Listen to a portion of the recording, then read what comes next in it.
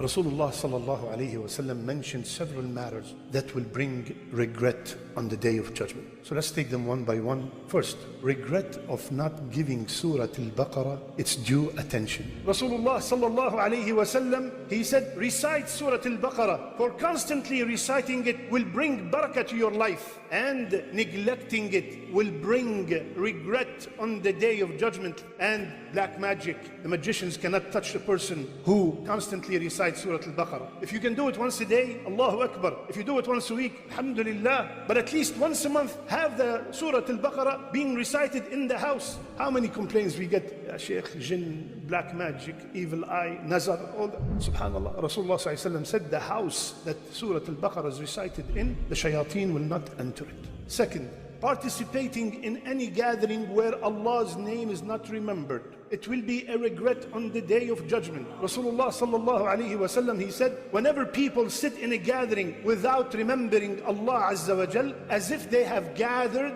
on the body of a dead donkey, and it will be a regret for them on the day of judgment.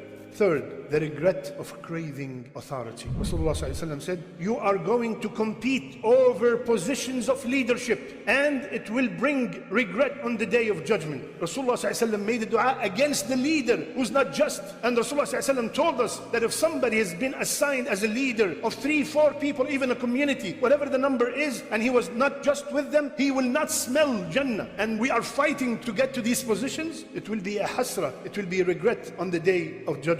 The fourth kind of regret is the regret of those whose acts of worship contained riyā, the ones whom their acts of worship contained showing off. Showing off, my brothers and sisters, destroys, diminishes the amal, no matter how huge it is. If it was intended the pleasure of other than Allah, it's multiplied by 0. Imagine $10 million donation just to show off.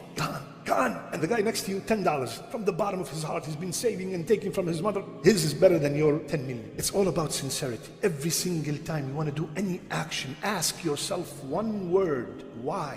Why? Why am I doing this? Why am I volunteering? Why am I donating? Why did I grow my beard? Why did I wear the hijab? Why? If the answer is the pleasure of Allah, Allahu Akbar, proceed. If not, pause, reset, and refresh your intention. One of the Salaf, they walked into him and he was weeping. And the other man who came, he asked him, what's wrong? He said, did you read this ayah? He said, which ayah? وَبَدَى لَهُم مِّنَ اللَّهِ مَا لَمْ يَكُونُوا يَحْتَسِبُونَ. And they found out on the day of judgment many things they did not expect. They were going thinking that, oh, I died at 70, at 80, I have tons. I donated so much, I fasted so much. And they found out that because of showing off, all these amal were destroyed. The fifth, the regret of the people who backbite. They are literally handing their good deeds on a golden platter to the people they could not stand in the dunya. Rasulullah sallallahu alayhi wa sallam, he said, whomsoever have wronged anybody, let him settle it right now. Let him ask for forgiveness right now. Because on the day of judgment, there's no more dirham or dinar. The currency is hasanat and sayyi'at. And he will give the hasanat to the people he harmed. And if he doesn't have any hasanat, he will take from their evil deeds. We worked so hard.